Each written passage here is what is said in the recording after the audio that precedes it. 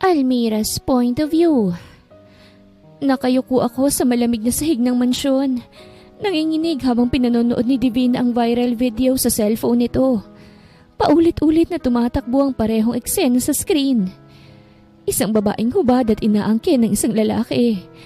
At ang mas masakit, mukha ko yun. Hindi po ako yan. Maniwala po kayo.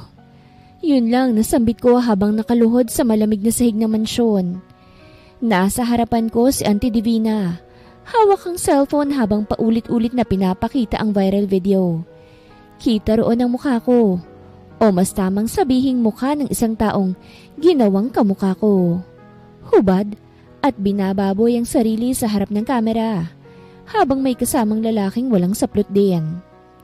Hindi ako yun. Hindi ko magagawa yun. Almira, umamin ka na. Nakita na namin ang mami ko. Halos hindi nga matapos ni mami tingnan eh. Dahil sa kababuyan mo. Sabat ni Lucy na nakataas ang kilay at may ngising puno ng panunuya. Hindi nga ako yan. Hindi ko alam kung paano naging kamukha ko yan. Desperada kong tugon. Anong hindi ikaw? Singhal ni Auntie Divina. Nanginginig ang boses sa galit. Kitang-kitang mukha mo sa video at sa mga kumakalat na pictures. Huwag mo kaming gawing tanga. Napapailing ako habang hindi ko mapigil ang luha ko. Hindi po talaga ako yan. Hindi ko magagawa yan. Birthday ko dapat ngayon. Ika-21 kong kaarawan. Pero imbis na kasiyahan, nilublob nila ako sa kahihiyan. Cut your act, Almira. Huli ng kalandian mo. Panlalait ni Lucy. Nagpapakaanghel ka pa? Ikaw pala itong babaeng marumit makapal ang mukha. Tumayo ako kahit nanginginig. No, it's not me. Baka ikaw. Sigaw ko kay Lucy. Pero mabilis na dumapo ang malakas na sampal ni Auntie Divina sa pisngi ko. Don't you dare talk like that to your cousin. Wala kang galang. Namimigat ang dibdib ko. Kahit kailan, hindi naman talaga ako itinuring na pamilya ni Auntie. Sa totoo lang, ampun lang naman ako. Anak ng kaibigan ng mga magulang nila na naulila ng maaga. At dahil walang mapupuntahan, kinuha ko ni Auntie para alagaan. Pero mula noon, lagi nila akong tinuturing na iba. At ngayon, tuluyan na nilang pinatunayan na wala akong lugar dito. Wala ka ng karapatan na manatili pa rito. Malamig na sabi ni Auntie Divina. Hindi ka Argüelles, isa ka lang ampon. At simula ngayon, hindi ka na bahagi ng pamilyang ito. Halos mabingi ako sa mga salitang yon. Parang pinilas ang puso ko. Auntie, please. Nanginginig kong pakikiusap. Ngunit dumagdag pa si Lucy. May bahid ng kasiyahan sa tinig niya. Mom, palayasin na natin siya. Mas mabuti pa yon para wala nang sagabal sa atin. Isa lang siyang kahihiyan. At sa puntong yon, tumango si Auntie. Umalis ka na bago pa kita ipahabol sa mga gwardya. At wag na wag ka nang babalik dito. Parang gumuho ang mundo ko. Ngunit habang papalabas ako ng mansyon, sakto kong narinig ang bulungan nila. Sigurado ka bang hindi tayo mabubuko? Tanong ni Auntie Divina. Don't worry, Mommy. Tugon ni Lucy. Nakangisi. Deep fake lang yung video. Kailangan lang nating pabagsakin si Almira para wala nang humarang sa'yo sa board. Ngayon siguradong ikaw nang uupo bilang CEO. Napakuyom ako ng kamao. So totoo nga. Plano nilang lahat ng ito. Sinira nila ako para makuha ang kumpanya. Huminga ako ng malalim. Pinahid ang luha sa aking mga pisngi. Patuloy akong naglakad kahit madilim ang paligid. Malamig pa ang simoy at tila nakisama ang langit sa sakit na nararamdaman ko. Dahil biglang bumuhos ang ulan. Bakit ganito? Bulong ko. Halos wala ng boses. Anong kasalanan ko sa kanila? Napatingala ako sa langit. Mom, Dad, kung nandito kayo, yakapin niyo naman ako. Hindi ko na alam kung saan ako tutungo. Hindi na mahalaga kung saan ako dadalhin ng mga paa ko. Basta malayo, yung hindi ko na mararamdaman ang bawat sampal ng mga salitang itinapon nila sa akin. Lakad lang ako ng lakad. Hindi ko na malaya na nasa tapat na pala ako ng isang bar. Maliit lang to. May neon light na medyo nagpi-flicker. At sosyal. Isang lugar kung saan ang mga tao ay hindi nagtatanong. Hindi nanguhusga. Kung saan ang alak ay pwede kang lunurin. Kahit ilang sandali lang. At pawalain ito ang sakit at alaala. Hindi ako umiinom. Pero ngayong gabi, gusto ko lang makalimot. Gusto kong mapagod ang puso ko sa ibang paraan. Gusto kong tumigil ang sakit kahit panandalian lang. At sa unang pagkakataon, pinili kong hindi sumunod sa kung ano ang tama. Binuksan ko ang pintuan ng bar at pumasok. Mainit, maingay, amoy sigarilyo at alak. Pero kahit papano, hindi ito kasing lamig ng katahimikan sa bahay namin. Lumapit ako sa bar counter at umupo. Wala akong kilala. Wala ring nakakakilala sa akin. At doon ako nakahinga ng bahagya. 1 glass. Something strong. Mahina akong sabi sa bartender na halos hindi na ako marinig. Hindi na ako si Almira Arguelles. Ngayong gabi, isa lang akong babaeng gustong makalimot. Hindi ko na nabilang kung ilang baso nang nainom ko. Basta't ang alam ko lang, bawat lagok ay parang apoy na dumaraan sa lalamunan ko. Akala ko'y unti-unti akong magiging manhid. Pero hindi. Habang nadaragdagan ng laman ng baso ko, mas lalo akong nalulunod sa alak. Mainit at tila malagkit ang balat ko. Mabigat ang ulo ko at parang umiikot ang buong paligid. Hindi ito normal. Hindi ganito ang pakiramdam ng lasing na inaasahan ko. Doble ang hilo. Parang may bumalot na ulap sa paningin ko. Pumipintig ang ulo ko at mabilis ang tibok ng puso ko.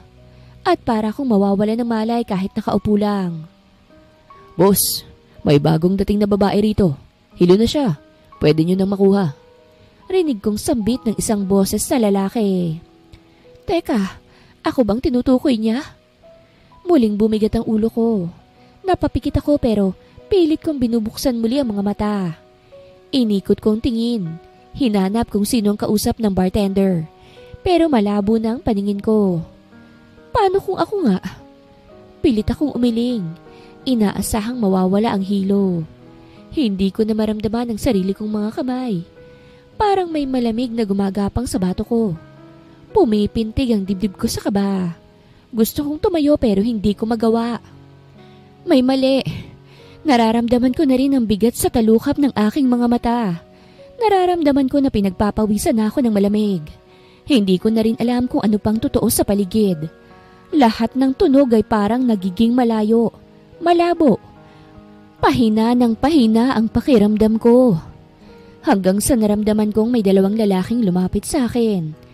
Isa sa kanilang nakaitim na hoodie. Medyo matangkad at tila may tattoo sa leeg. Ang isa, mas mababa lang pero mas agresibo ang kilos. Hindi ko alam kung sino sila pero ramdam kong may masama silang balak. Miss, okay ka lang ba? Tanong ng isa. Lumuhod ang isa sa gilid ko at pilit akong sinisilip sa mukha. Alika na, iahatid ka na namin. No. Pilit kong iginalaw ang katawan ko. Pero halos hindi ko maigalaw kahit isang daliri. Nakaramdam ako ng sobrang takot. Huwag kang matakot. Ani ng isa habang hawak na niya ang braso ko. No, bitawan niyo ako. Mahina akong sambit dahil para bang wala akong boses. Napapikit na ako at bumibigat na rin ang ulo ko. Dahan-dahan akong sinusukuan ng sarili kong katawan. Narinig ko nilang mahinang kaluskos. Naramdaman ko ang biglang paghatak sa braso ko. Wala pa rin akong lakas pero buo pa rin ang takot sa loob ko. Pilit nila akong dinala sa isang kwarto. Hindi ko alam kung nasaan yon. Ang alam ko lang, hindi ito main area ng bar. Tahimik at madilim. Maliit ang ilaw sa kisame at amoy lumang alkohol ang hangin. Dito muna siya, boss. Rinig kong sabi ng isa sa kanila habang halos buhati na ako papasok. Gusto kong sumigaw pero walang lumalabas sa bibig ko. Walang boses. Ang katawan ko parang pinutulan ng koneksyon sa utak. Ang mga paa ko hindi na akin. Ang kamay ko nakalaylay lang habang nilaglag ako sa lumang sofa sa loob ng silid. Sandali lang to, babe. Bulong ng isa. Amoy yosi ang hininga at ramdam kong malagkit na titig niya sa katawan ko. Tumulo ang luha ko. Hindi ko na alam kung dahil sa takot o sa laso ng alak. Muling lumabo ang paningin ko. Pero kahit sa kalabuan ay nakita ko ang paglapit ng isa sa kanila. Humakbang siya papalapit ng mabagal. Parang hayop na sigurado sa huli niyang biktima. Hindi ako makagalaw. Kahit nanginginig ang buo kong katawan. Kahit halos wala na akong naramdaman sa mga daliri ko. Pinilit kong bumangon mula sa kama. Sumasayaw ang paligid. Nanlalamig ang balat ko. Pero sa gitna ng takot, may munting apoy ng paglalaban na biglang sumiklab. Inabot ko ang lampshade sa gilid. Pinilit na hawakan yun ng mahigpit kahit mabigat sa braso. At hinampas ko yon ng malakas sa ulo ng lalaki. Napasigaw siya't napaatras. Mabilis akong bumaba sa kama. Hindi ko alam kung paano pero dinala ko ng adrenaline. Walang suot kung hindi ang manipis sa damit kong basa pa ng ulan. Pero hindi ko na inintindi. Ang mahalaga ay makalabas ako. Tumakbo ko palabas ng kwarto. Ang hapdi ng paa ko sa sahig. Nanginginig ang tuhod ko sa bawat hakbang. Pero hindi ako tumigil. Hindi ako pwedeng tumigil. Pagkabukas ko ng pinto, sakto namang may lalaking dumaan sa hallway. Matangkad, nakasuot ng itim na tuksido. Please, tulungan mo ko. Nangihina akong sambit. Halos mawala na ng boses. Please. Napatigil siya't nagtagpo ang paningin namin. Hindi siya nagtaka. Hindi siya nagtanong. Sa halip, hinawakan niya ako. You're safe now. Malamig at puno ng emosyon ang boses niya. Elvino's point of view. I was at the bar dahil sa mga kumag kong kaibigan. One of my friends, Rick, was going to England for good to take care of his family's business, and it's his way of celebrating. Pero dahil sa gabi na rin, nagpaalam na ako dahil may maaga pa akong meeting para bukas. But something unexpected happened. Please, tulungan mo ko. Napatingin ako diretsyo sa mga mata niya. Halos wala ng boses yung babae. Nanginginig at tila basa. At yung itsura niya, magulo, duguan ng tuhod. But even in that state, damn, she looked like something out of a messed up movie. Tahimik akong humakbang palapit sa kanya. Hindi ko na pinansin ang dalawang lalaking pasugod. Hinila ko siya papalapit at niyakap ko kahit basa siya. Hindi ko rin maintindihan kung bakit pero ginawa ko yon ng walang pag-aalinlangan. You're safe now, sambit ko. Pagkatapos noon, agad kong hinarap yung dalawang lalaking mukhang nananamantala. Alam niyo bang pwede kayong makulong sa binabalak niyo? Tanong ko sa kanila habang nakatitig ng seryoso. Bakit? Sino ka ba? Sigaw nung isa. Mayabang. Wala kang karapatan na pakialaman kami. Mukhang hindi niya ako nakikilala. Kaya't napangisi ako. Sakto namang dumating si Gordon. Mr. De Vera, sino po yung babae? Medyo gulat na tanong nito. At doon, tila nag-iba ang atmosphere at tila naguluhan ng dalawa. Nanlaki ng mata ng isa. Mr. De Vera? Teka, si Elvino De Vera ka ba? Yung may-ari ng De Vera's Legacy? Hindi ako sumagot. Sa halip, nakatayo lang ako at nakatitig sa kanila. Hawak pa rin sa bisig ko ang babae. Dinuro ni Gordon yung dalawa. Siya nga, gusto niyo bang maglaho sa syudad na ito dahil lang sa kapal ng mga mukha niyo? Hindi po. Pasensya na po, Mr. De Vera. Patawad. Mabilis na tumakbo ang dalawa nang wala man lang lingon-lingon. Napangisi ako. Konti lang. Hindi dahil sa naaliw ako. More like predictable. Ganyan naman palagi. Kapag naririnig na nila ang pangalan ko, tumatakbo na sila.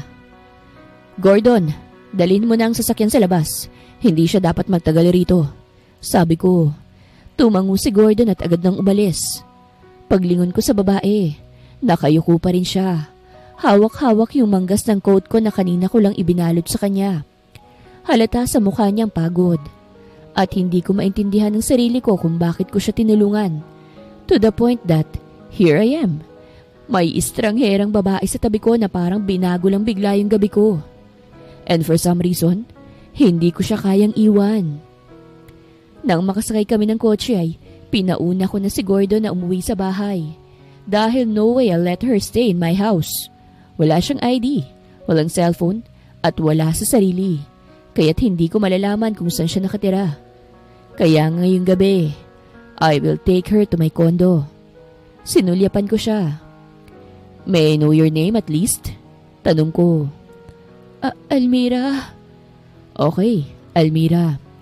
Such a gorgeous name as well as your face. Bulong ko lang dahil I can't believe myself na sinabi ko yun. Like, pucha, pangalan palang pinuri ko na. I am not myself right now. Hinawakan niyang sarili niyang braso, parang sinusubukang pigilan ang panginginig. Nilalagnat ka ba? Tanong ko, pero hindi siya sumagot. Sa halip ay gumawa ito ng ingay. Ungol, to be exact, that turning me on. Hey, are you alright? Dadalhin ba kita sa ospital? Umiling siya ng dahan-dahan. Mainit. Ang init. Sambit niya habang tila namamaos. Nang haplusin kong noo niya, doon ko naramdaman, hindi ito normal na lagnat. Mainit masyado at may kakaiba sa galaw niya, sa titig niya. Napamura ako sa isip. May nilagay sa ininom niya. Hindi ako doktor pero kilala ko yung itsura ng babae kapag pinainom ng kung anong droga sa bar.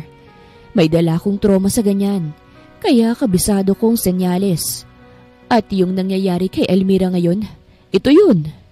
I swear, I've been through a lot of chaos in my life. Pero yung nangyayari ngayon sa loob ng kotse ko, mas mahirap pa ata itong labanan kesa sa buong boardroom war ko kahapon. Miss, I called her name again. My voice low, almost pleading. Call me babe. Damn. Pero bago pa man ako makakilos, bigla siyang gumalaw. Parang may sariling isip ang katawan niya. Napadapa siya sa akin. Umibabaw. Tapos ay dumiretso sa kandungan ko. Shit. I was trying to keep it together, but she made it impossible. The weight of her, soft, real, made my grip on the control slip for a second. Almira, I warned. My voice was low, husky. Stop. Pero hindi siya tumigil. Her fingers trailed up my chest. She looks confused, vulnerable, seductive all at once. Then she kissed me. Hindi iyon pilit pero ramdam ko na hindi siya marunong humalik. Maybe it's her first kiss? But her lips pressed against mine like she was searching for comfort, for something to anchor her. And for a second, just 1 second, I kissed her back. What a sweet freaking lips. I've burned. I'm turning on. The taste of her, the softness of her lips, the way her hands trembled slightly as she touched my jaw. It was too much. Nakakabaliw. I let myself hold her, one arm wrapping around her waist, and the other cupping the back of her head. Halos humahangos kami parehas, at habol ang aming hininga.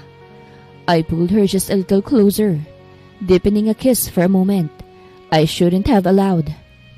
Then she whispered softly against my lips, and that broke whatever trance I was in. Shit. Almira.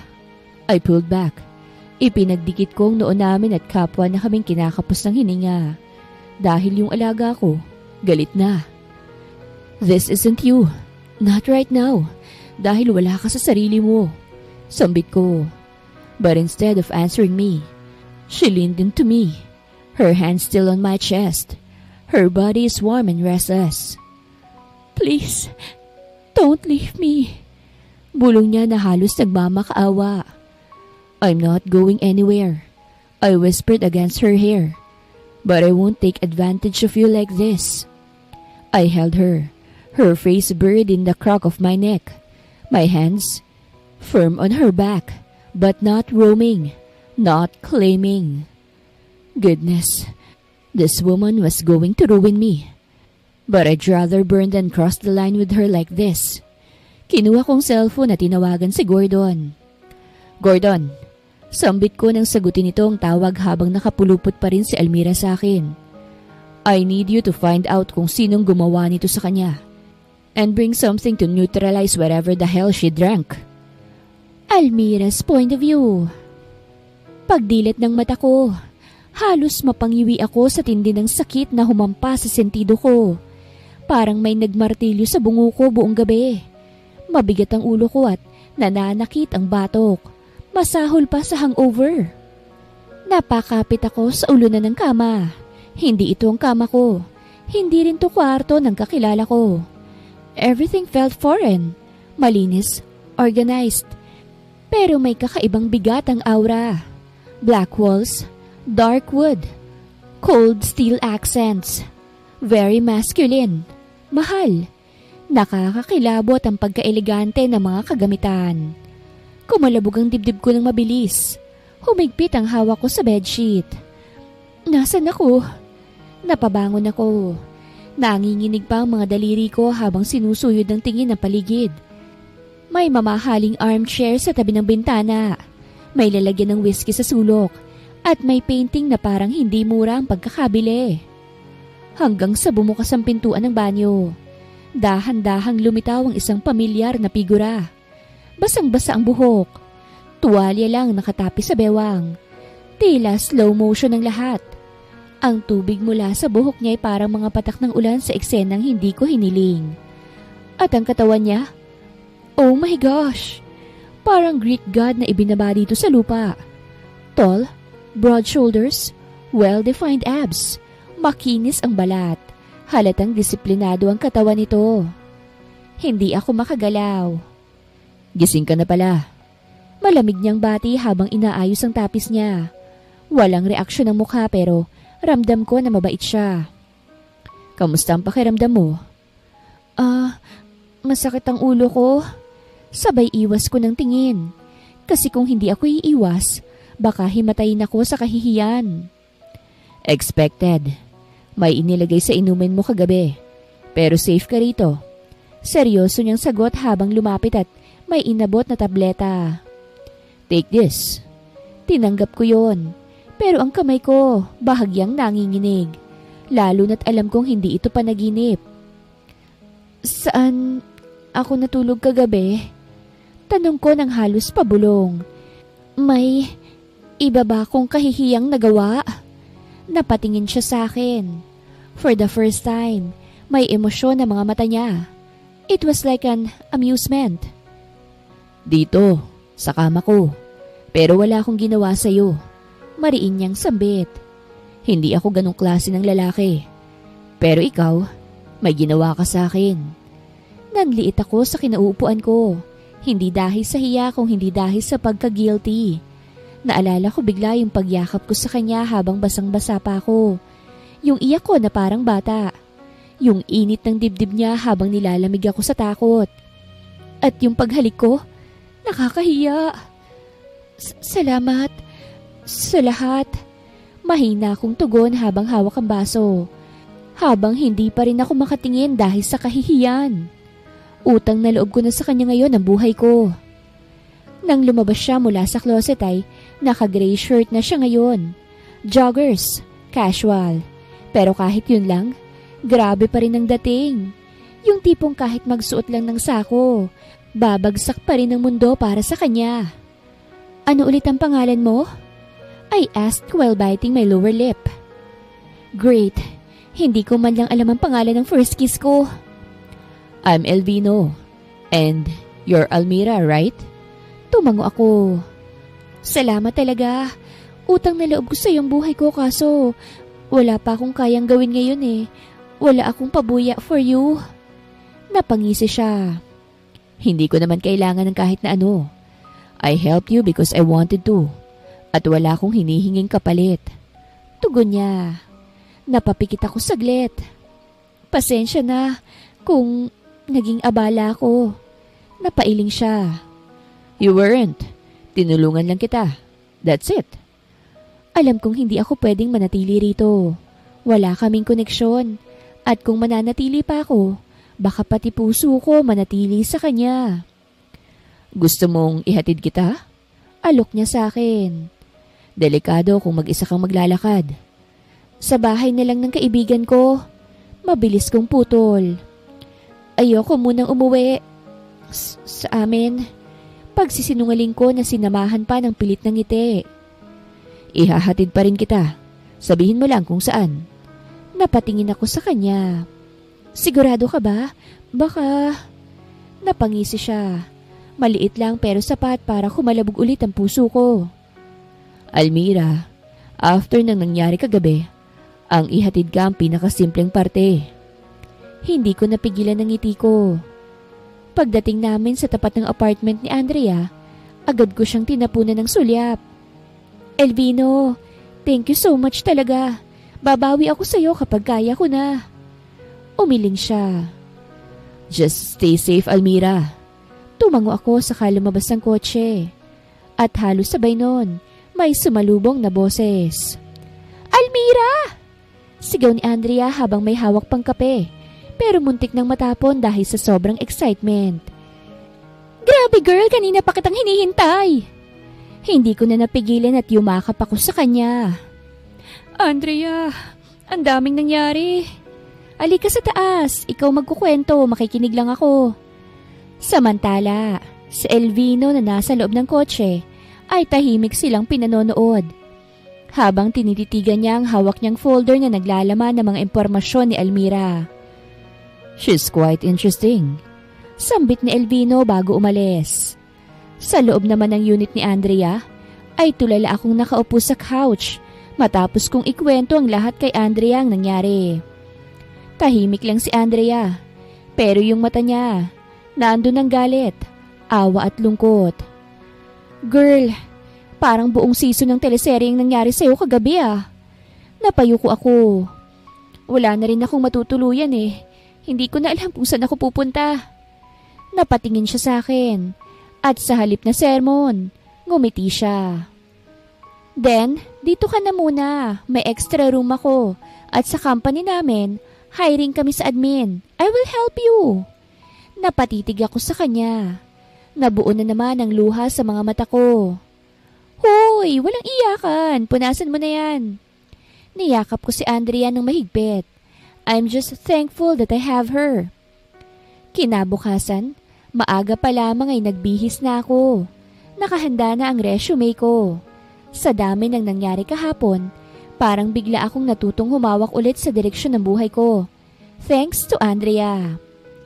Nasa 12th floor ang HR office. Sabi niya habang sabay kaming bumaba ng building. Huwag kang kabahan, okay? Chill lang. Madali lang tong interview na ito. Kayang-kaya mo. Ngumiti ako kahit may kaba. Salamat, Andrea. Pagdating sa building ng kumpanya nila, halos mapanganga ako. Modernong structure, glass walls, may sariling cafe sa lobby. Ang sosyal. Huminga ako ng malalim.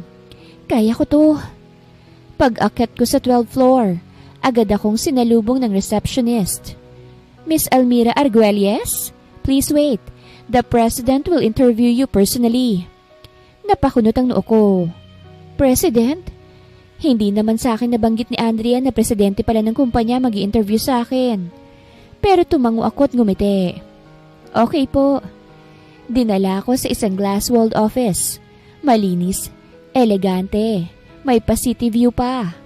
At habang pinagmamasdan ko ang paligid, biglang bumukas ang pintuan. Nanlaki ang mata ko at napaawang ang labi ko. Siya? Siya ang presidente? Diyos ko, Lord, hindi ako handa. It's him. It's Elvino.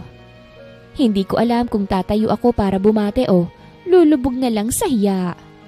Tahimik siyang umupo sa harap ko. Siya yung klase ng presensya na kahit hindi magsalita, mapapaatras ka. Tahimik siyang umupo sa tapat ko. Maayos ang postura, tablet sa kamay, pero walang kahit katiting na emosyon sa mukha. Almira Arguelles. Malamig niyang tawag sa pangalan ko, habang pinagmamasdan ng resume ko na para bang listahan lang ng pagkukulang sa buhay ko. So, nag-a-apply ka bilang admin assistant. Tumango ako. Pilit na pinipigil ang panginginig ng tuhod ko. Opo. Then he looked at me. As in really looked. Yung tingin na hindi lang basta tingin. Parang tinatagos ang kaluluwa ko. Sa bawat segundo ng titig niya, parang mas lalo akong nauupos. Pero sa halip na umiwas, tiniis ko kahit ang totoo. Ramdam kong unti-unti akong natutunaw sa ilalim ng tingin niya. Pero bakit ganon? Bakit parang mas gwapo siya ngayon kesa noong magkaharap kami at nakasimpleng pambahay lang siya? Pero mas di hamak na mas nakakatakot siya ngayon. May experience ka na ba sa clerical works? Tanong niya. Hindi pa rin nagbabago ang tono. Flat, professional. Nilunok ko ang kaba ko. Hinigpitan ko ang hawak sa folder at sinikap na panatilihin ang kumpiyansa sa boses ko. Opo, dati po akong assistant sa isang kumpanya. Mostly admin task. Paggawa ng reports, pag-aayos ng documents, scheduling at iba pa. Tumango siya. Wala pa ring emosyon. Hindi mo malalaman kung pasado ka sa panlasa niya o gusto kanyang paalisin. Para bang may iniisip siyang mas malalim kesa sa sinabi. Nakakabinging katahimikan ng namayani. Bakit ka umalis sa dati mong trabaho? Biglang tanong nito. Halos bulong lang. Pero ramdam mo yung bigat ng tanong. Hindi lang trabaho ang tinutukoy niya. Hindi ako agad nakasagot. Sasabihin ko ba? Personal na dahilan po. Sagot ko sa wakas. Pilit na mahinahon ang tono. Pero gusto ko na pong magsimula ulit. Sa unang pagkakataon, may nakita kong kakaiba sa mga mata niya. Hindi ko alam kung awa, simpatya o koneksyon. Pero saglit lang yon. Parang aninong dumaan tapos nawala. Okay. Anya, sabay balik ng tingin sa tablet. I will give you a chance. Chance? Ibig sabihin, tanggap na po ako? Halos hindi ako makapaniwala. Parang hindi totoo. Tumango siya. Mag-uumpisa ka bukas. Si Andrea mag-o-orient sa'yo. Siya ang magiging direct supervisor mo. Maraming salamat po, sir. Sagot ko. Sabay pilit ng ngiti. Nahihiya ako pero pinipilit ko maging profesional. Tumayo na ako, hawak ang bag ko. Handa na sana akong umalis nang bigla siyang muling magsalita. Almira. Napalingon ako. Nakatayo pa rin siya sa kanyang kinauupuan pero may kung anong pagbabago sa tono ng boses niya. Welcome to the company. Sabi niya sabay bahagyang ngiti. Maliit lang yung ngiti pero sa presensyang tulad niya, sapat na para bumilis ang tibok ng puso ko. Maraming salamat po, sir. Ngumiti rin ako at halos palabas na ako ng pintuan nang muli niyang buksan ang bibig. May itatanong ako. Medyo personal but don't worry. Parte naman to ng interview. Tila lakas loob niyang sambit. Napakagat ako sa labi. Medyo personal? Parang hindi na ito tungkol sa trabaho ah. Sige po. Wala kang nilagay na emergency contact. Wala ring permanent address. Tumigil siya saglit. Mas mababa na ngayon ang boses niya. Mas personal. Anong totoong nangyari, Almira? Hindi ko alam kung paano sasagutin. Pakiramdam ko may humigpit sa dibdib ko. Yung tipong hindi ka makahinga pero pilit mong pinipigil ang luha. Huminga ako ng malalim. Pilit kong iniangat ang tingin ko sa kanya. Pinalayas na po ako ng itinuturing kong pamilya. Sabay lunok. Siniraan ako ng kapatid ng tumayong mga magulang ko. Pinaratangan ng kasalanang hindi ko naman ginawa. At yung bahay na ipinamana sa akin, inagaw ho ng tiyahin ko. Wala siyang sinabi pero napansin ko. Humigpit ang hawak niya sa ballpen. Para bang nilalabanan niya ang galit na hindi para sa kanya. Bakit hindi ka lumaban? Tanong niya. Mababa ang boses niya at halos hindi ko marinig. Wala naman po akong laban. Sagot ko. Diretso ang mata sa kanya.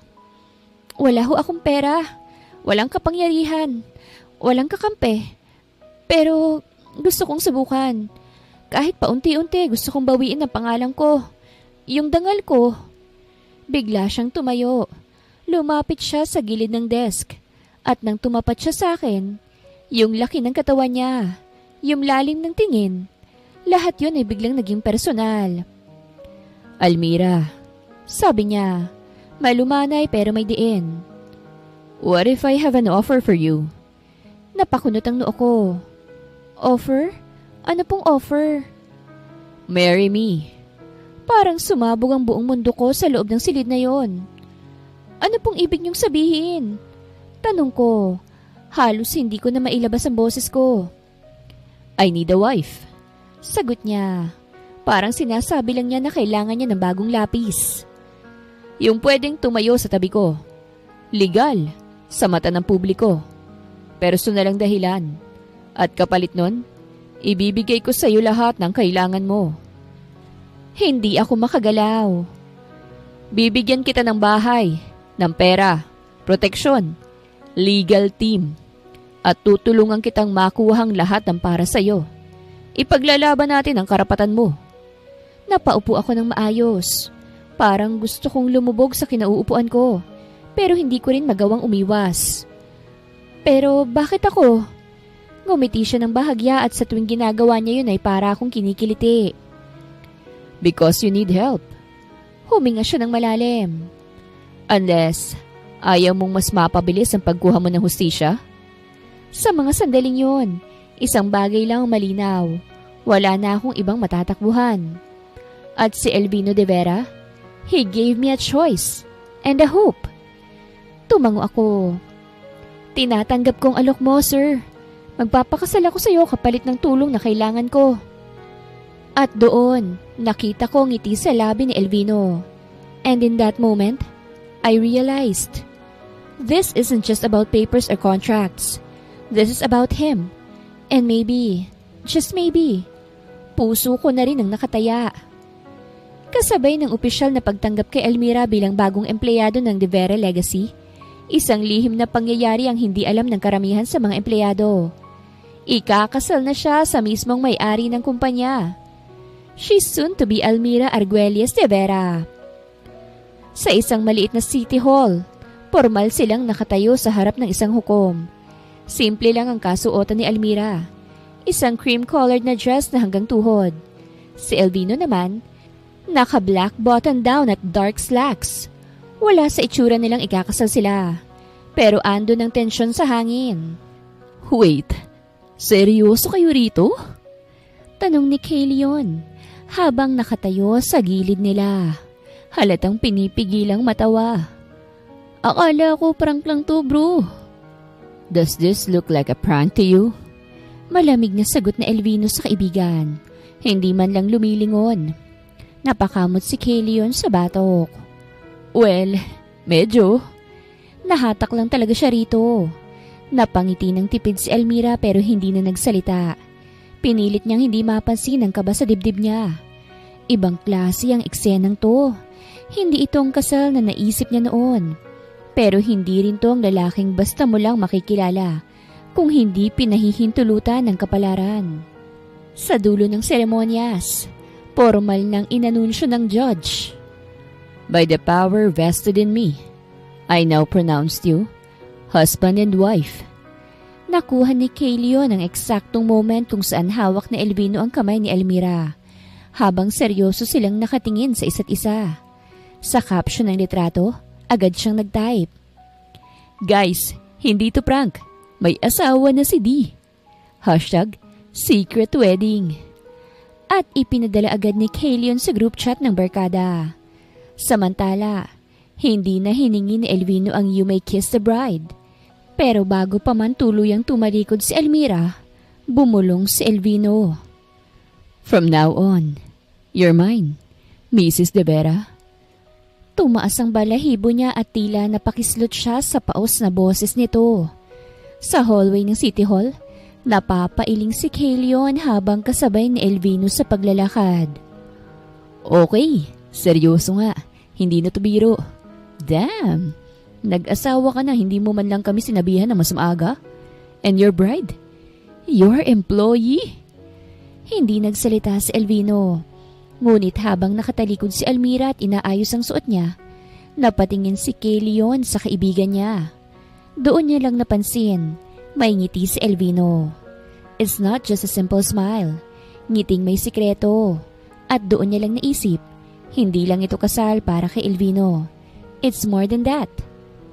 Pagkatapos ng kasal, tahimik silang magkasamang lumabas ng City Hall. Habang si Kay Leon ay umalis na rin. Naiiling at natatawa pa rin sa bilis ng pangyayari. Sa sasakyan ni Elvino, doon sila unang nakapag-usap ng masinsinan. Where will I stay? Tanong ni Almira. Mahinahon ngunit halata ang kaba sa boses. Tahimik si Elvino habang nakatingin sa unahan ng kalsada. Sa kamarahang sumagot. You'll stay with me. My place is safer. Hindi na sumagot si Almira. Hindi niya alam kung anong mararamdaman. Takot? Kaba o excitement? Pero bago pa man siya lamunin ng kung ano-anong emosyon, inabot sa kanya ni Elvino ang isang maliit na box na itim. Pagbukas niya, isang itim na credit card ang naroroon. Simple pero elegante. May pangalan niyang nakaukit sa ilalim. Ano to? Tanong niya. Hindi makapaniwala. Your credit card. Sagot ni Elvino. No limit. Gamitin mo kahit kailan, kahit saan. You're my wife now. Hindi kita papayagang mawala na mahirapan. Ever again. Napatitig si Almira sa card at unti-unting napuno ng luha ang mga mata niya. Wala siyang masabi. Wala pa siyang nakilalang tao na ganito magpakita ng suporta at tiwala. Kahit pa ang kasalang nila'y nagsimula sa kasunduan. Sa kabilang banda, habang magkasama silang kumakain sa isang tahimik na restaurant, biglang tumunog ang cellphone ni Elvino. Nang sagutin niya, isang pamilyar at mabigat na boses ang narinig niya sa kabilang linya. Elvino! Totoo bang ikaw to? May ipinadala sa aking litrato ng kasal mo. Napakurap-kurap si Elvino. Nilingon niya agad si Almira na abalang nagbubukas ng menu. Tumikhim siya at tumalikod. Lolo, I was going to tell you. Huwag mo akong malolo-lolo dyan. Hindi ka man lang nagpapaalam. Tag-asawa ka na pala. At sino yung babae na yan, ha? Calm down, Lolo. Sabi niya sa mas mahinang tono. Magkita tayo bukas sa bahay. Dalhin mo siya. At bago pa siya makatanggi, ibinaba na ng matanda ang tawag. Napatingin siya kay Almira. Hindi niya alam kung ipapaalam ba niya kagad o ipagpapaliban. Get ready. You will meet my grandfather tomorrow. Sambit ni Albino. Napakagat sa ibabang labi si Almira. Okay. Damn, those lips. Bulong ni Elvino. Ha? Nothing. I said it's just quick. Kinabukasan, nakahanda na si Elmira.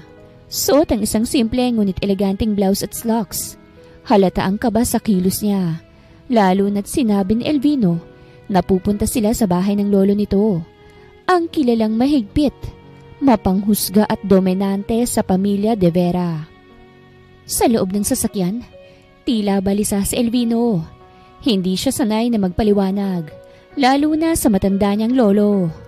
Ayaw niyang ipakita si Amira doon dahil baka masaktan lang ito. Pero hindi niya rin pwedeng iwasan.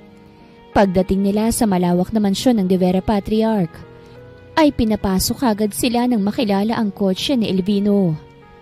Lolo, bungad ni Elvino nang pumasok na sila. Sa gulat niya, hindi galit ang sumalubong sa kanila, kung hindi isang masayang ngiti mula sa matanda.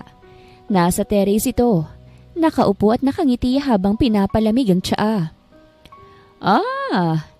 Eto na ba si Almira? Ang ganda naman pala ng napangasawa mo, iho. Lumapit agad ang matanda at inabot ang kamay ni Almira. Good morning po, sagot ni Almira. Magalang ngunit halatang ninenerbyos. Come, maupo kayo. Dito kayo sa tabi ko. Anang matanda. Tahimik lang si Elvino. Bakit parang ang bait ni Lolo ngayon? Nagkatinginan pa sila ni Almira at parehong litong-lito. Alam mo matagal ko nang gustong magkaroon ng apo sa tuhod. Ani Lolo habang nakatingin sa kanilang dalawa. Ngayong kasal na kayo, pwede niyo nang simulan yan. Bigyan niyo na ako ng apo. Halos mabulunan si Elvino sa sariling laway. Lolo, what? Abay bakit? Kunot noong tanong ng Lolo. Hindi ba't normal lang naman sa bagong kasal yun? Namulang pisngi ni Almira at tila pinipigilan niyang mapahiya, habang si Elvino naman ay namutla sa kinauupuan. Habang abala si Lolo sa pakikipagkwentuhan sa mga kasambahay tungkol sa bagong apo sa tuhod na gusto niyang makuha asap. Sina Almira at Elvino naman ay pansamantalang nakataka sa isa sa mga guest rooms para makapagpahinga. Pagpasok pa lang ni Almira, agad siyang napaupo sa gilid ng kama. Hindi niya alam kung matatawa, matatakot o maiihi sa nerbiyos. Apo agad? Mahina pero may halong tili ang boses niya. Hindi pa nga ako fully nakakapag-adjust sa bagong apelido ko. Napatakip siya sa muka, habang si Elvino ay nananatiling nakatayo. Pinagmamasdan siya. Sorry, mahina nitong sabi. Hindi ko rin ine-expect yun Usually masungit yun Napatingin si Almira sa kanya. So, hindi siya galit? Umiling si Elvino. That's the weird part. Either he's plotting something, or he just really wants a great grandchild. Well, that escalated quickly. Biro ni Almira. Pilit na tumatawa pero ramdam sa tono niya ang pressure. Hindi pa nga tayo... Alam mo na, napakunot ang noon ni Elvino. Hindi pa tayo... Like, hindi pa nga tayo lubos na magkakilala. Yes, we kissed. Napahinto si Almira. I mean, while I'm drunk? Sorry. Sabay tila hinawakan niya ang kanyang bibig na siya namang lihim na ikinangiti ni Elvino. Napailing si Elvino. Nilapitan niya si Almira saka naupo sa tabi nito. Ilang segundo siyang tahimik bago muling nagsalita. Look, I know this marriage started as a deal. Marahan niyang sabi. Pero hindi ibig sabihin nun hanggang dun lang yon. And I will treat you as my wife. Magiging faithful ako sa'yo. Tumingin si Almira sa kanya. First time niya itong marinig magsalita ng ganito ka-sincere. I'm not planning to take advantage of you, Almira. Tahimik ang tono ni Elvino. Lalo na sa bagay na yon. Wala akong balak na pilitin ka o ilagay ka sa sitwasyong hindi ka naman handa. Bigla siyang napatitig sa kanya. Seryoso, protektado, warm. Iba sa malamig na boss na nakilala niya nung una. Salamat, bulong niya. At least may respeto ka pa rin kahit weird ang sitwasyon. Napangiti si Elvino, yung tipong bihira at hindi kayang i-fake. Pero, dagdag ni Elmira, huwag kang magugulat kung magpanik ako tuwing magsasabi si Lolo ng Apo. Tumawa na si Elvino. Alright, darating din naman tayo dun Bulong ni Elvino na hindi narinig ni Almira. Pagbalik nila sa penthouse, ramdam ni Almira ang pagod, emotional at mental overload sa mga nangyari. Mula sa kasal, lunch with Lolo, at now, sa bagong tahanan nila. Tahimik silang pumasok sa loob. High ceiling, minimalist design, malamig ang kulay ng interiors. Mostly black, gray, and white. Pero may mga personal touches, books, whiskey, at paintings. Napahinto si Almira sa isang painting.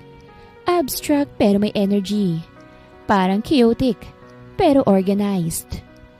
You painted this? Tanong niya. Tumango si Elvino. One of the few things that keep me sane.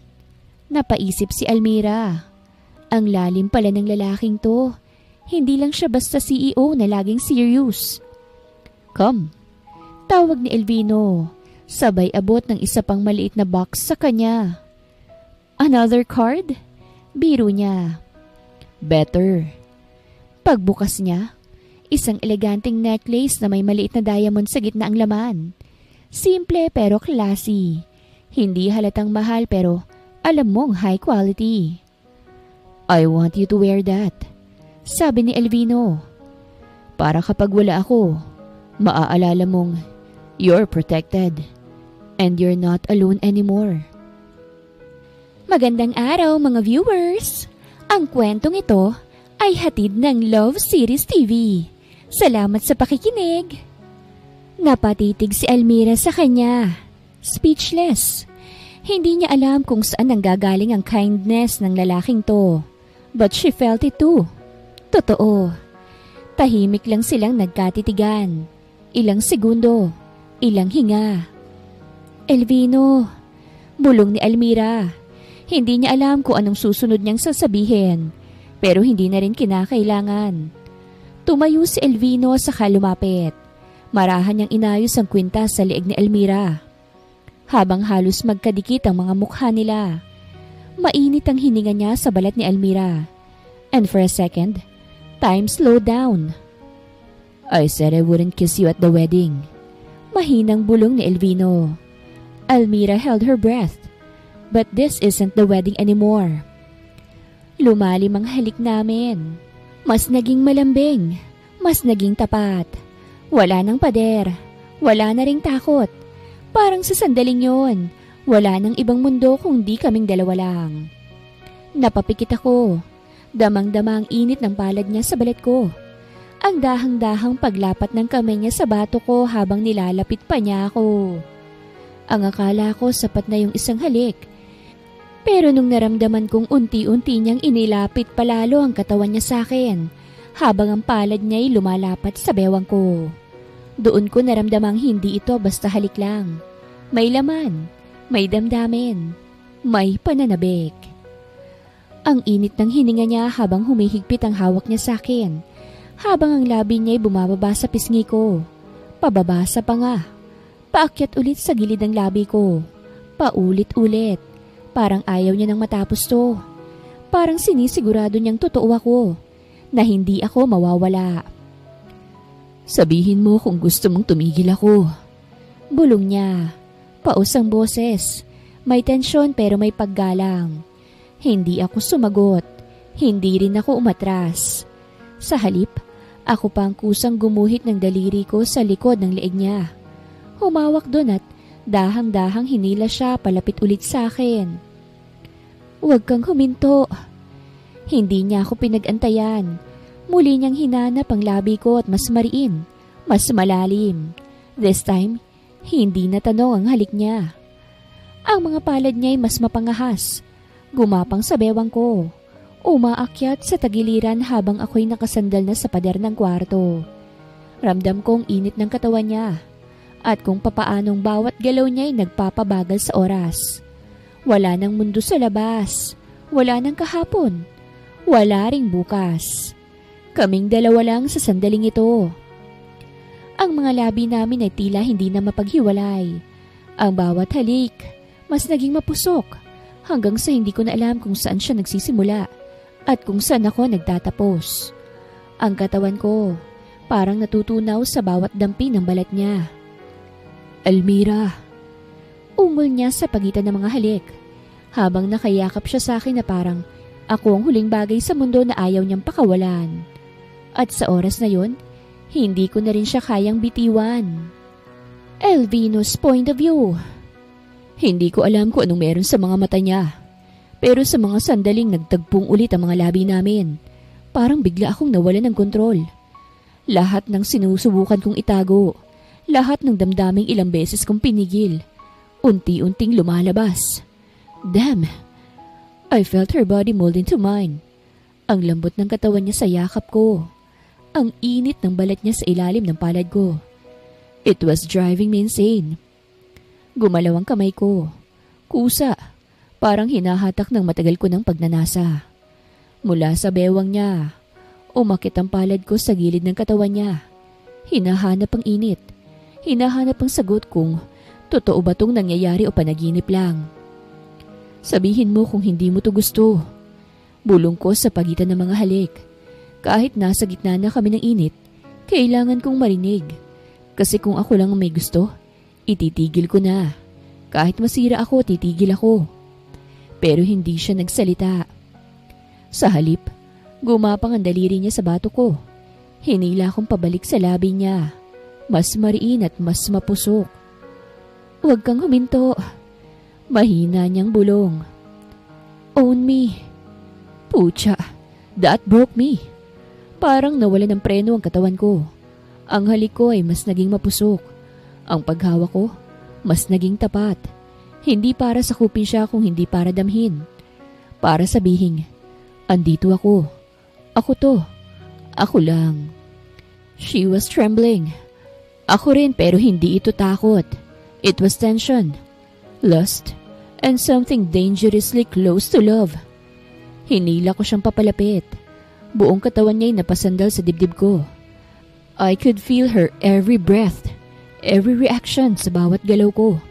Ang bawat ungol niya, bawat panginginig ng labi niya habang hinihigop kong hininga niya. Lahat yun ay tinatatak ko sa isip ko.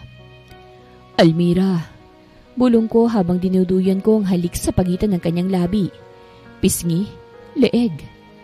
Kung alam mo lang kung gaano ko itong pinapangarap. Almira's point of view. Kinabukasan, pagdilat ng mga mata ko, hindi agad ako gumalaw. Ilang segundo akong nakatitig lang sa kisame. Pilit nire-replay sa isip ang mga nangyari kagabi. Napakagat ako sa labi at napapikit ulit. Gusto kong isipin na panaginip lang yon, pero hindi. Ramdam ko pa rin ang kwinta sa leeg ko at ang malamig pero magaan na comforter na nakaikot sa katawan ko. Naka-oversized shirt lang ako na clearly hindi akin. Shit! Bigla akong napalingon sa kanan. Walang tao sa kama. Wala si Elvino. Tumayo ako agad.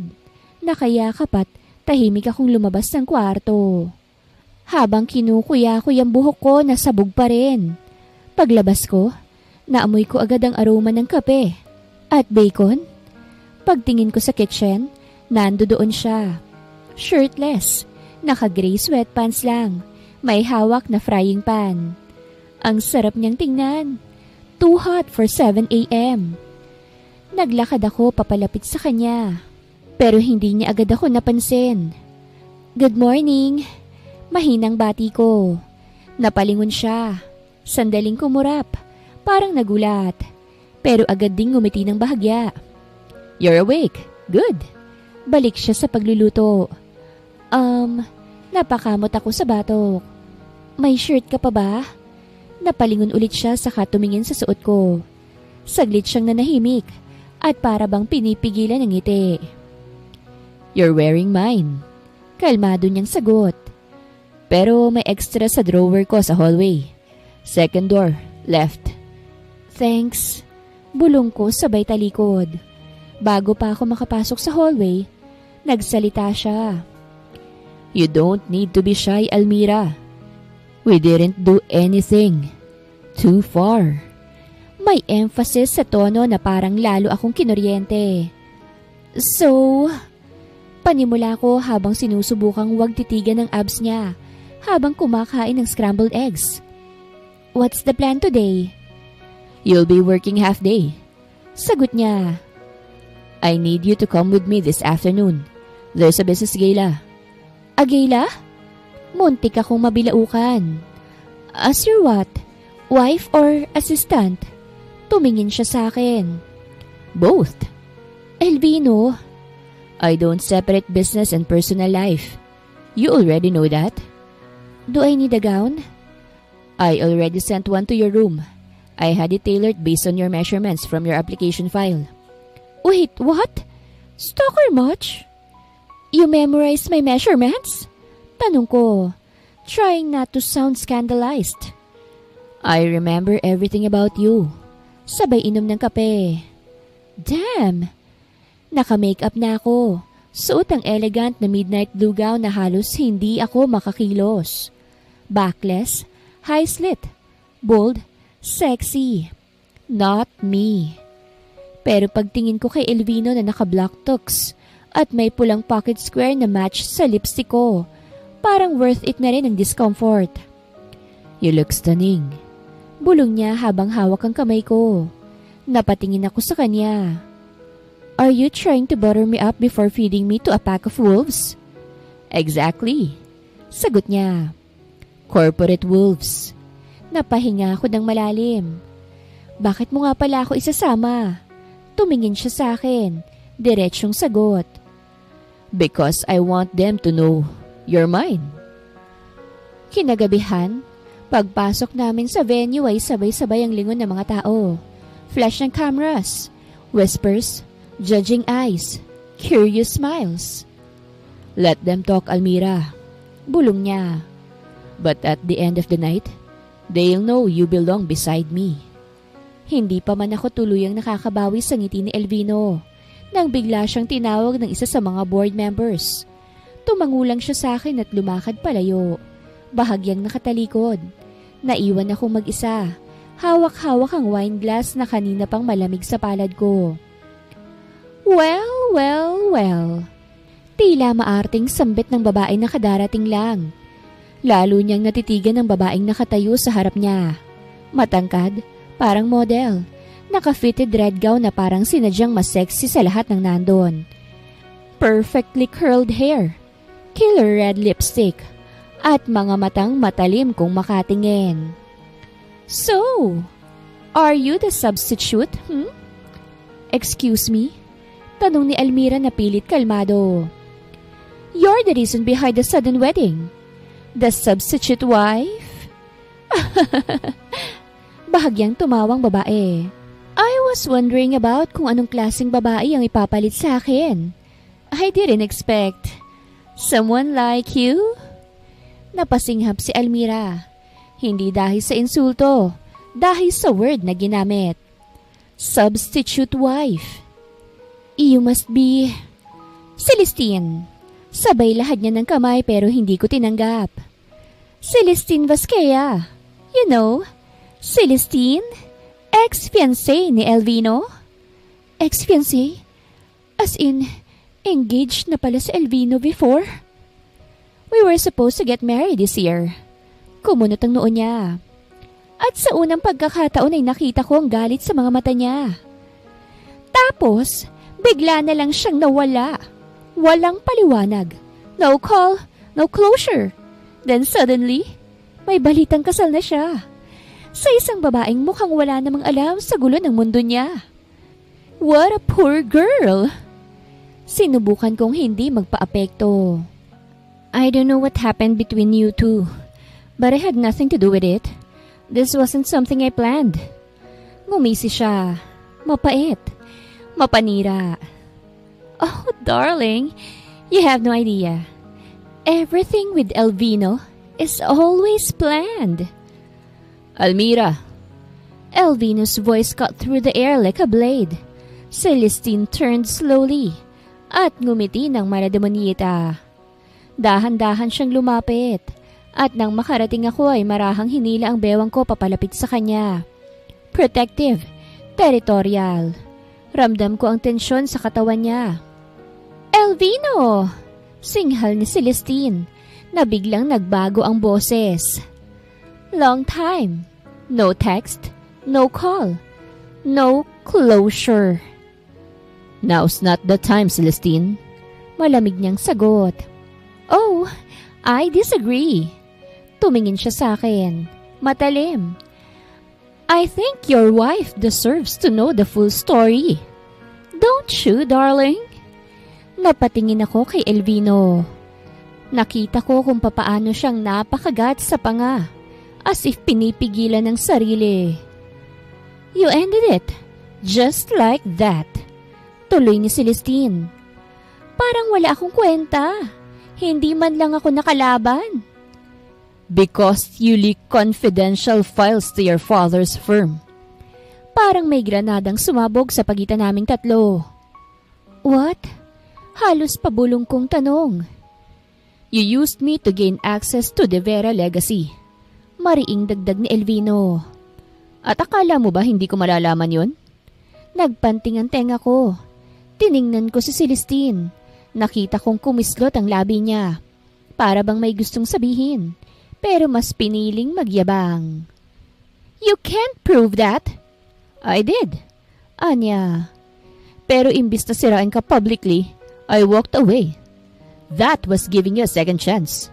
Don't you push me to take it back. At sa halip na matakot, natawa lang si Celestine. So you married her dahil saan? Revenge? Protection? Pity? None of the above. Tumitig siya sa akin. I married her because I saw someone worth starting over for. Someone real. Parang may kumalabit sa puso ko. Pero hindi ko alam kung anong pakiramdam yon. Kilig ba? Takot? Kalituhan? Celestine's face hardened. You'll regret this, Elvino. Mark my words. Huling sambit ni Celestine bago umalis. Nakatingin lang ako sa kamay ko at walang imik. Hindi ko alam kung galit ako, nalilito o nasasaktan. You okay? Tanong ni Elvino. Tumango lang ako pero alam kong kita niya ang lungkot sa mga mata ko.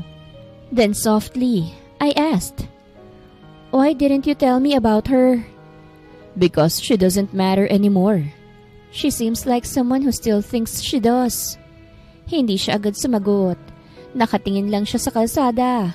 Parang may iniisip na malalim. I'm not her, Elvino. Hinigpitan kong hawak sa sarili. And I don't want to be treated like some pawn in your personal war. Inabot niya ang kamay ko. Mahigpit. Parang ayaw niya akong pakawalan. You're not. Believe me. Tumingin ako sa kanya. Naghahanap ng kahit katiting na kasinungalingan. Pero wala. At sa isip ko, mas nakakatakot yon. Pagkarating nila sa penthouse, hindi agad bumaba si Almira ng sasakyan. Tahimik lang siya. Nakatitig sa labas ng bintana habang sinasariwa sa isip ang bawat salitang binitawan ni Celestine. You're just a replacement. Paulit-ulit yun sa isip niya. Parang sirang plaka. Kahit pa ilang beses sabihing wala siyang kasalanan. Kahit pa sinigurado ni Elvino na wala ng halagang nakaraan. Hindi niya mapigilang masaktan. O mas malala, magtanong. Let's go inside. Mahinang bulong ni Elvino. Hindi siya agad gumalaw. Pero sa bandang huli, tahimik na lang siyang sumunod. Pagpasok, dumiretso si Elvino sa bar counter. Kumuha ng baso. Whiskey. You want one? Umiling si Almira at umupo sa couch. Hindi ka ba pagod? Tanong niya. Pilit na kalmado ang tono. I've had worse days. Sagot niya habang umiinom. Almira broke the silence. You looked different kanina. Napatingin si Elvino sa kanya. How? Parang may ibang side ka na hindi ko pa nakikita. And I don't know if I liked it or not. Napatayo si Almira. Naglakad palapit sa bintana. Tinitingnan ng city lights. Pero ang totoo iniiwasan niyang tumingin sa kanya. Celestine called me a replacement. A substitute. And you didn't deny it. Hindi sumagot si Elvino. Am I? Tanong niya. Am I just someone you married to cover your mess? Someone you picked because you needed control. Biglang lumapit si Elvino sa likuran niya. Mainit ang hininga sa batok niya. You're not a replacement. Then what am I? Pabulong niyang tanong. Halos hindi niya na makontrol ang panginginig ng boses. Tumalikod si Almira, finally facing him. Tell me, what am I to you, Elvino? Elvino's point of view. Sanay akong magsinungaling, magmanipula, magtago sa likod ng perpektong imahe ni Elvino de Vera. Pero ngayon, habang nakatayo siyang kaharap ko, habang nakikita ko ang pag-aalinlangan sa mga mata niya, habang pinipigilan niya ang sarili para huwag akong tuluyang itulak palayo, hindi ko kayang magsinungaling. Hindi ko kayang sabihin ang hindi totoo, lalo na't siyang pinaniniwalaan ko sa lahat ng to. Huminga ako ng malalim, mabigat, at parang may buhol sa dibdib ko na hindi ko alam kung saan nanggaling. You're the only thing that's been real lately. Bulong ko. Halos pabulong pero bawat salita'y totoo. Sobrang totoo. Napansin kong napalunok siya. Hindi niya ako tinitingnan ng direkta pero ramdam ko kung papaano siyang nakikinig. Kitang-kita ko kung papaano gumalaw ang mga mata niya. May pilit na pagpipigil ng emosyon. May pilit na pinaninindigan. Pero hindi niya kayang itago sa akin. Nababasa ko siya. At mas lalo akong nasasaktan dahil alam kong nasasaktan ko rin siya. Tahimik siyang tumingin sa akin. Wala pa ring imik pero alam kong may tanong pa siyang kailangang marinig ang sagot. At dumating nga. "And Celestine?" Tanong niya. Mababa ang tono pero puno ng bigat. "A mistake I learned from." Diretsyong sagot ko. Walang pag-iwas. Walang pagandahan ng salita. "And you? You're the beginning I never expected to have." Tumitig ako sa kanya. Hindi siya gumalaw. Hindi siya umatras. Pero alam kong naramdaman niya ang bigat ng sinabi ko. Naramdaman ko rin. Kasi para sa akin, iyon na ang pinakatotoo kong sinabi sa mahabang panahon. And for a moment, walang nagsasalita. Walang gumagalaw. Tanging mga mata lang nag-uusap. Nag-aalangan. Nagtatanong. Umaasa. Then I took a step closer. Dahan-dahan kong inangat ang kamay ko. Hinawakan ko ang pisngi niya. Mainit, malambot, at ramdam ko ang bahagyang panginginig niya. Hindi ko alam kung dahil sa kaba o dahil ba sa akin. Pero ang totoo, ako rin. I was shaking inside. Nanginginig ang kamay ko. Hindi dahil sa takot na tanggihan niya ako, kung hindi dahil sa takot na mawala siya. Takot na maulit na naman ang pagkakamaling ginawa ko dati. "I want to kiss you now." Sambit ko, halos bulong. "Will you pull away?" Hindi siya nagsalita pero hindi siya kumilos. Hindi siya tumalikod. At sa pagitan ng katahimikan namin, nakita ko yung sagot sa mga mata niya. So I leaned in and I kissed her. Hindi ito kagaya ng halik noong kasal. Yung halik na kailangang gawin sa harap ng kamera, sa harap ng pirma, sa harap ng mundo. Walang ganun ngayon. Walang pressure. Walang obligasyon. Walang script. At nung hinalikan niya ako pabalik, doon ako tuluyang bumigay. Because at that moment, I knew this wasn't just about the company anymore. This wasn't just about a marriage on paper, or business deals, or protecting an empire. This was about her. This was about us. This was real. Samantala, sa isang private suite sa 5-star hotel, nakaupo si Celestine sa harap ng vanity. Hindi siya nag-makeup. Naka-robes lang siya. Basang-basa pang buhok niya. Nakahawak siya sa phone at sa screen nito ay isang litrato. Isang stolen shot mula sa gala. Si Almira at Elvino na naghahalikan. Kitang-kita kung papaanong parang wala silang ibang tao sa paligid, kung hindi ang isa't isa. Napalalim ang buntong hininga niya. Hindi siya nagsalita sa una. Pinagmasdan lang niya ang litrato. Tapos ay biglang umigting ang panga niya. "You think it's over, Elvino?" Mahina ang tinig niya pero parang lason sa hangin. Kinuha ang phone at tumawag sa daddy niya. "Papa, I need every contact you have." Malamig kong sabi sa phone habang nakatayo sa harap ng malawak na bintana ng suite. Mula roon, kita ko ang city lights na parang bituin na kayang bumagsak anumang oras, kung gugustuhin ko. "Contacts?" Tanong ni Papa mula sa kabilang linya. "Celestine, ano na naman to?" Ngumiti ako. Hindi yung tipong masaya kung hindi yung ngiting may kasamang laro. The De Veras think they're untouchable? But every empire has cracks. All I need is a little push. Pinatay kong tawag bago pa siya makapagtanong ulit. Alam kong hindi niya ako mapipigilan. Never. Lumapit ako sa vanity. Kinuha ang wine glass at humigop. Sa gilid ng mesa, nakapatong ang envelope na kanina ko pang tinititigan. Confidential files. Lahat ng dumi ng De Vera Corporation. Mga record na pinaghirapan kong kolektahin noong fiancé pa ako ni Elvino. Isang ngiti ulit. Mas malalim, mas delikado. "Perfect timing, Almira." Bulong ko sa salamin. Para bang siyang kausap ko. Habang busy ka kakahawak sa puso ni Elvino, I'll make sure the world rips him apart. Kinuha ko ang isa sa mga dokumento, isang kontratang hindi kailanman na isa publiko. Kung ilalabas ko ito ngayon, masisira hindi lang si Elvino, kung hindi pati ang buong De Vera legacy. At ang pinakamasarap sa lahat, hindi nila malalaman na ako ang nagpaikot sa gulong. Hindi pa dito natatapos. Bumukas ang laptop ko. Isang email draft ang nakahanda. Nakapangalan sa isang sikat na media outlet. Headline pa lang, alam kong sisiklab ang apoy. De Vera Legacy, built on lies? Sinara ko ng laptop. Hindi pa ngayon, masyado pang maaga. Pero malapit na. Let them taste happiness. Mahina akong sabi. Halos pabulong pero puno ng kamandag.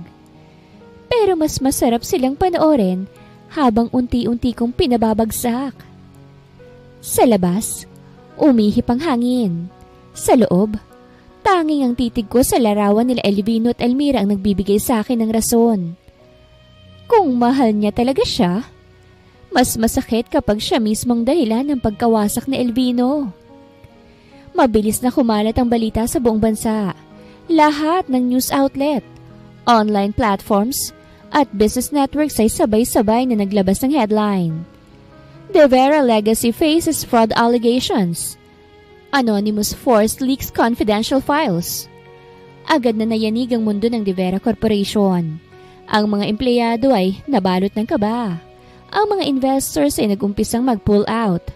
At ang mga board members ay halos magkaisa sa pagtatanong ng isang bagay. Sino ang may kagagawa nito?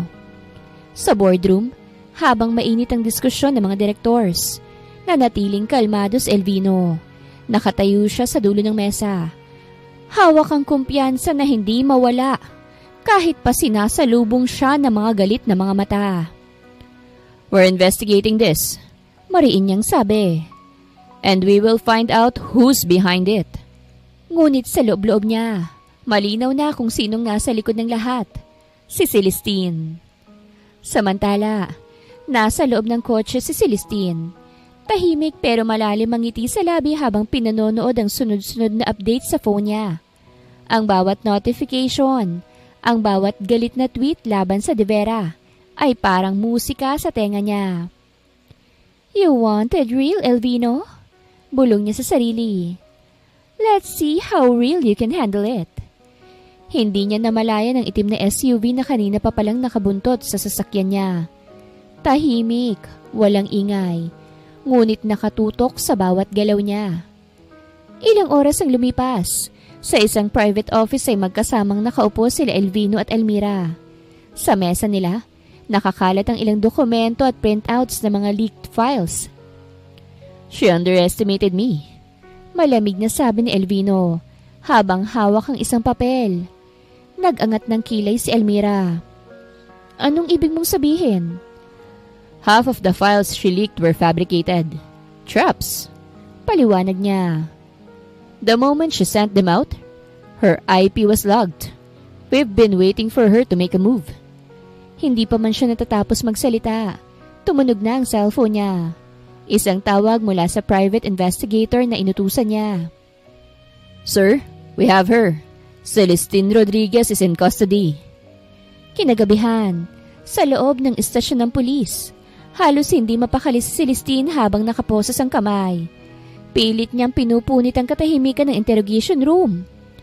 You can't do this to me! Sigaw niya habang pinipigilan ng dalawang pulis. Mula sa kabilang panig ng salamin, pinanonood siya ni Elvino. Walang bakas ng awa sa kanyang mga mata.